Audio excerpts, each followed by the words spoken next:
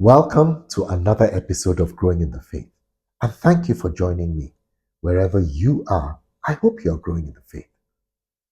More likely than not, each of us is going to experience delay in some way, in some area of our lives. The question is, how should we handle delay when it occurs? Delay isn't a pleasurable experience, particularly in this age when everyone wants what they want when they want it. But the ways of the kingdom are different. We're all prone to experiencing delay in some way, in some aspect of our lives, though the type of delay and its extent may differ. But why does delay occur? Why don't things just go smoothly and fall into place as and when they should? Well, delay happens because it's often something we cannot control, though it could also be the result of our own actions. One important thing to establish, though, is that delay, however it comes about, will test us. Let's look at some situations in the Bible in which there were delays. What can we learn from these examples? And how can they help us handle delay when it happens to us? First is the well-known parable of the wise and foolish virgins. I read, "Then the kingdom of heaven shall be likened to 10 virgins who took their lamps and went out to meet the bridegroom. Now 5 of them were wise and 5 were foolish. Those who were foolish took their lamps and took no oil with them, but the wise took oil in their vessels with their lamps." These were 10 virgins who were all going to meet with the bridegroom for their marriage banquet. The parable actually speaks to the return of Jesus Christ at his second coming, when he comes for his bride, the church. Right from the onset, there was already a separation between the virgins. In what way? 5 were described as wise, while the other 5 were described as foolish. The wise ones took oil with them while the others didn't. In other words, the 5 wise ones were prepared for a delay in case it occurred. That is why they were described as wise. But while the bridegroom was delayed, they all slumbered and slept. Lo and behold, there was a delay. The bridegroom didn't come when they all thought he would. He took longer. The result? They all slumbered and slept. They all slept because of the time it took for the bridegroom to arrive. But it didn't matter to the 5 wise virgins because they were prepared for the longer wait. They had extra oil for their lamps. This is a very simple but extremely important lesson in how to handle delay. Be prepared so that if it happens, you won't be caught off guard. Don't assume delay won't happen because it can. The person who, for example, is prepared for the eventuality of a delay in the flow of expected finances by having something set aside for a time like that is better off than the person who is not prepared and has nothing set aside. Have you thought about it that what if there is a delay in an area of your life?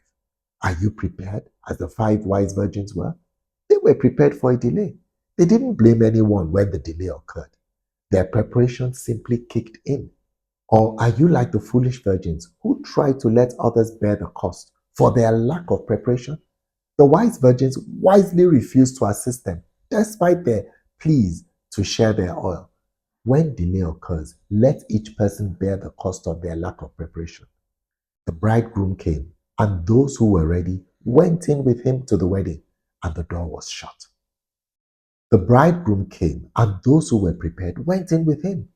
While this parable ultimately speaks to our readiness to meet the Lord at his second coming, as it charges us to be prepared to meet him, even though it may seem that he is delayed, it is also a lesson regarding dealing with delay. Be prepared for it so that you won't have to bear the consequences of not being prepared if it occurs. Now, 2 major areas in which delay is experienced in people's lives are in getting married and in childbearing. These are 2 areas that bring concern to those involved directly and even to those indirectly concerned. An example of the latter situation from the Bible shows how not to deal with delay. Abraham, at the old age of 75, had received a promise from God that he would bless him and that humanity would be blessed through the seed that would come from him. But at this time, he had no child, and he and his wife Sarah were already old. However, it would not be for another 25 years at the age of 100 and Sarah 90 years old that they would eventually have this child of promise, a delay of 25 years. So what happened during this period of delay? How did Abraham and Sarah handle it? After about 10 years of waiting for God's promise to come to pass, Sarah grew tired of waiting. Then, guess what she did? She devised her own solution to solve the problem and abridged the delay. Now, Sarai, Abraham's wife, had borne him no children, and she had an Egyptian maidservant whose name was Hagar. So Sarai said to Abraham, "See now, the Lord has restrained me from bearing children. Please go into my maid. Perhaps I shall obtain children by her." And Abraham heeded the voice of Sarai. Sarah's maid Hagar was to have a child with Abraham. This was her solution in dealing with the delay, which Abraham, then called Abraham, agreed to. This was how Ishmael was born. But this was not God's will at all. Abraham was 86 years old when Hagar bore Ishmael to Abraham. So, did the self-devised solution solve the problem of the delay? No. Abraham and Sarah still had to wait for God's time for them to receive the promised child. In marriage too, when there is a delay and you feel you are getting past what is considered as the prime age for marriage, don't try a self-devised solution. Many have done this and entered into marriages they regretted, and in some extreme cases, some unfortunately didn't even live to regret it. Don't try to cut short a delay by working out solutions in your own power, especially when God has assured you that He will answer you. As difficult as it may be, wait and keep trusting Him. Delay will test our focus, whether it is on God or not. What happened when Moses went up to Mount Sinai to meet with God and receive the Ten Commandments? Now, when the people saw that Moses delayed coming down from the mountain, the people gathered together to Aaron and said to him, "Come, make us gods that shall go before us. For as for this Moses, the man who brought us up out of the land of Egypt, we do not know what has become of him." So, in the eyes of the people, Moses delayed in coming down from the mountain where he went to meet with God.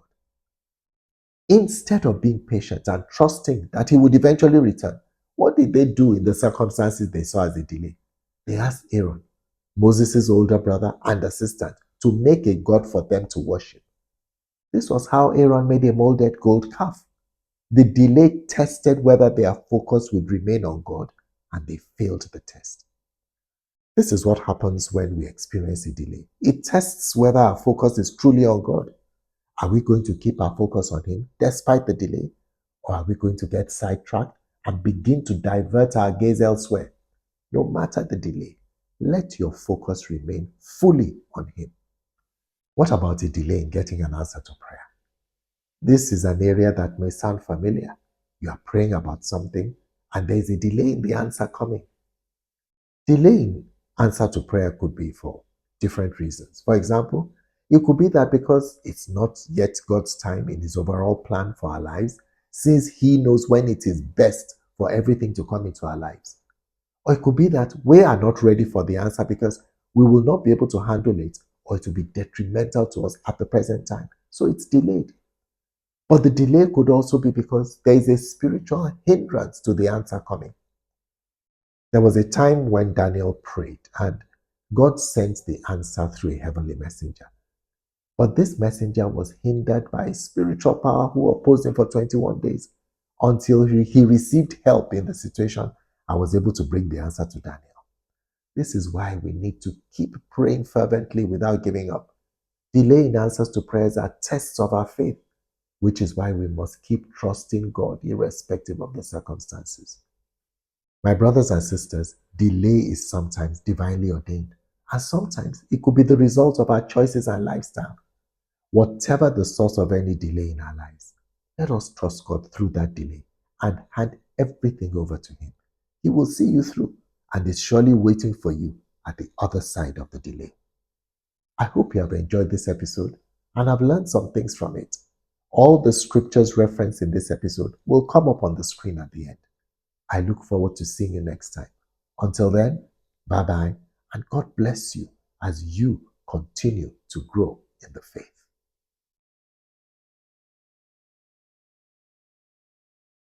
Please don't forget to like, share, subscribe, and turn on your post notifications. Thank you.